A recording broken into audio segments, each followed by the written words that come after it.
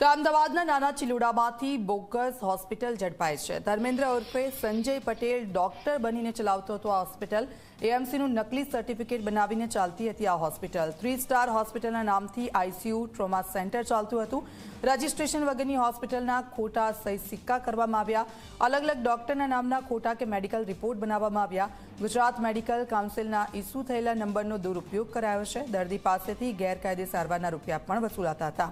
સારવાર માટેના જરૂરી કાગળો બનાવીને ક્લેમ પાસ કરાવવામાં આવતો હતો। વીમા કંપનીમાં ખોટા ડોક્યુમેન્ટ રજૂ કરી પૈસા પડાવવામાં આવ્યા। વીમા કંપની અને પોલિસી ધારકો સાથે છેતરપિંડી કરવામાં આવી।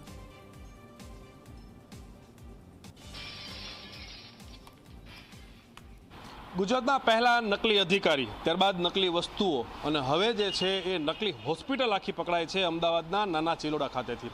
અમે આપને જે દ્રશ્યો દેખાડવા જઈ રહ્યા છીએ એ નામથી તો હોસ્પિટલ છે, પરંતુ દેખાવમાં કંઈક બીજું જ લાગી રહ્યું છે।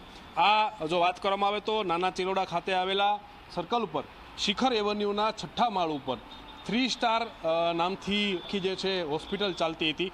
આ દ્રશ્યો અમે આપણે દેખાડી રહ્યા છીએ। કેમેરામેન શૈલેષ બગડાને હું કહીશ કે આખો પરિસર જે છે કઈ રીતે બનાવવામાં આવેલું છે, શું પરિસરમાં સગવડ ઊભી કરવામાં આવેલી છે। તમે જોઈ શકો છો કે 3 સ્ટાર હોસ્પિટલનું ગ્રાન્ડ ઓપનિંગનું એક પત્રિકા પણ પડેલી છે, જેની અંદર નિમંત્રકનું નામ છે, સહયોગીનું નામ છે, જેના દ્વારા આ હોસ્પિટલ શરૂ કરવામાં આવી તેનું પણ નામ છે। જે પ્રમાણે ધર્મેન્દ્ર પટેલ નામ આવે છે સામે, કે જેના દ્વારા આખી આ હોસ્પિટલ શરૂ કરવામાં આવી હતી, ઉર્ફે સંજય પટેલ તરીકે પણ ઓળખાય છે। તમે જોઈ શકો છો કે બોર્ડ જે છે એ પણ અહીંયા મારેલું છે 3 સ્ટાર હોસ્પિટલનું, 24 કલાક મેડિકલ સારવાર। અને આ નીચેની તરફ 2 કન્સલ્ટિંગ રૂમ જે છે બનાવવામાં આવેલા છે। તમે જોઈ શકો છો આખરે કેવા પ્રકારની અને કેવી પરિસ્થિતિની અંદર આખી આ હોસ્પિટલ અહીંયા ઊભી કરવામાં આવેલી છે।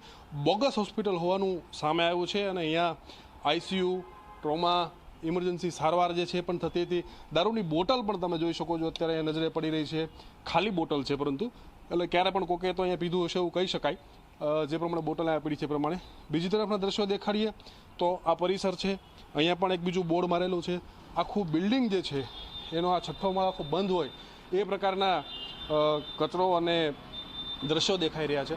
ત્યારે આ સમગ્ર મામલે અત્યારે નરોડા પોલીસે ફરિયાદ નોંધી અને જે બોગસ ડૉક્ટર જે છે તેની ધરપકડ કરી અને તપાસ શરૂ કરી છે। કેમેરામેન શૈલેષ બગડા સાથે ઉદયરંજન, ઝી મીડિયા, અમદાવાદ। તો આપ જુઓ જે રીતે આખી બોગસ હોસ્પિટલ ઊભી કરી દેવામાં આવી હતી, લોકો સાથે જે રીતે છેતરપિંડી કરવામાં આવી છે, પોલીસના સકંજામાં આ શખ્સ આવી ગયો છે। તો નાના ચિલોડામાંથી આ બોગસ હોસ્પિટલ ઝડપાઈ છે। ધર્મેન્દ્ર ઉર્ફે સંજય પટેલ ડોક્ટર બનીને આ હોસ્પિટલ ચલાવતો હતો। એએમસીનું નકલી સર્ટિફિકેટ બનાવીને આ આખી હોસ્પિટલ ચાલતી હતી।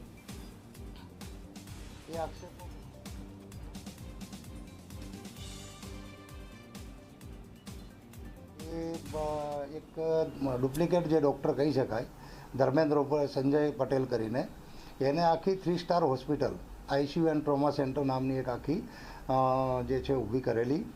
અને એમાં એ અલગ અલગ આ રીતે દર્દીઓની સારવાર કરતા અને એમની દર્દીઓ પાસેથી પૈસા પણ લેતા અને એમને એ સારવારના અલગ અલગ જે છે આ રીતે પોલિસીઓ માં રજૂ કરી અને મેડિક્લેમ માટે પણ એ ફાઇલ તૈયાર કરીને આપતા।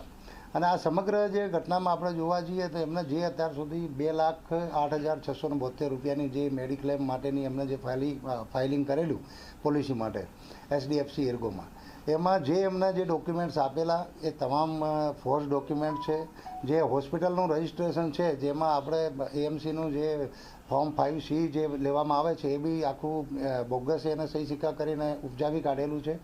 અને એ સિવાય બી જે ડૉક્ટરોના નામે એમને જે સારવારના જે બિલો બનાવેલા કે જે સર્ટી આપેલા એ ડૉક્ટરો બી આખા જે છે ક્યાંય આપણે એમાં રજિસ્ટ્રેશન ગુજરાત મેડિકલ કાઉન્સિલમાં જે રજિસ્ટર્ડ ડૉક્ટરો નહોતા અને ડૉક્ટરો અને દર્દીઓની સાથે એમની બેદરકારી અને જે દર્દીઓની હેલ્થ સાથેના જે ચેડા કરી અને આ રીતે એ આટલા ટાઈમ 2024થી સમગ્ર જે છે આ હોસ્પિટલ ચલાવતા હતા। જેથી આને તાત્કાલિક આપણે કાર્યવાહી કરી અને હોસ્પિટલમાંથી જેટલા પણ ડોક્યુમેન્ટ્સને જે સહી સિક્કા એને અત્યાર સુધી વાપરેલા એ તમામ આપણે આમાં પોલીસ તપાસ અર્થે કબજે લીધેલા છે અને આરોપીને પણ આ કામે અટક કરેલો છે। અને આ આરોપીનું અમે જે છે ભૂતકાળે તપાસ્યું તો એને 2022માં આ જ એસડીએફસી એર્ગો કંપની સાથે આ રીતની જ પોલિસીઓએ કરાઈ નવરંગવાવ પોલીસ સ્ટેશનમાં પણ એક ગુનો નોંધાયેલાનું ધ્યાને આવેલ છે. અત્યારે સમગ્ર જે છે અને અત્યારે આરોપી હાલમાં જે છે અમારી પોલીસ કસ્ટડીમાં છે અને આમાં વધારે આ સિવાય જે અત્યારે જે આ એસડીએફસી એર્ગો સાથે જે છેતરપિંડી કરી છે, અલગ અલગ પોલિસીઓ બનાવીને જે અમુક દર્દીઓની હેલ્થ સાથે જે ચેડા કરેલા છે, એ સિવાય બી બીજા કેટલી આવી પોલિસીઓ એને ડુપ્લિકેટ આ રીતે મેડિક્લેમમાં મોકલેલી છે કે બીજા કેટલા દર્દીઓ સાથે એ રીતે હેલ્થના ચેડા કર્યા છે, એ સમગ્ર બાબતની જે તપાસ માટે જે છે આરોપીના પૂરતા રિમાન્ડ પણ લેવામાં આવશે અને હાલમાં જે છે સમગ્ર તપાસ ચાલુમાં છે.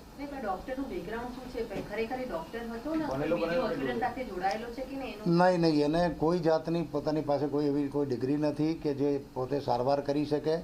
અને અગાઉ મેં કીધું એમ આ જ રીતે એને નવરંગપુરામાં બી આ રીતે એક ડુપ્લિકેટ હોસ્પિટલ આખી ઊભી કરી અને આ રીતે એસડીએફસી એર્ગોની સાથે છેતરપિંડીનો સેમ જે છે આ રીતે પોલિસીઓ અને ખોટા ડૉક્ટરોના સર્ટીને બનાવી અને અગાઉ પણ જે છે 2022માં આ રીતનો ગુનો આચરેલો છે અને આ હેબિચ્યુઅલ છે. કારણ કે 2022માં જે નવરંગપુરામાં ગુનો દાખલ થયેલો ત્યારબાદ એને એ વિસ્તાર છોડી અને નરોડા વિસ્તાર પસંદ કર્યો અને એમાં પણ આ રીતનું એનું આખું જે છે કૌભાંડ અત્યારે સામે આવેલું છે. સાહેબ, આને બે અલગ અલગ હોસ્પિટલો ચાલુ કરી, બંને હોસ્પિટલોમાં અત્યાર સુધી કેટલા લોકો સારવાર લીધી અથવા જો કોઈનું ડેથ થયાનું કે ડોક્ટરની બેદરકારીથી કોઈની સારવાર દેવાનું મૃત્યુ થયાનું સામે આવશે તપાસમાં તો કયા પ્રકારની કાર્યવાહી થશે? એમાં જે છે જે બી બીએનએસ હેઠળની જે કલમો લાગતી હશે એમાં પૂરતું જે છે એમાં કડકાઈથી કામ લેવામાં આવશે અને કલમો લગાડવામાં આવશે.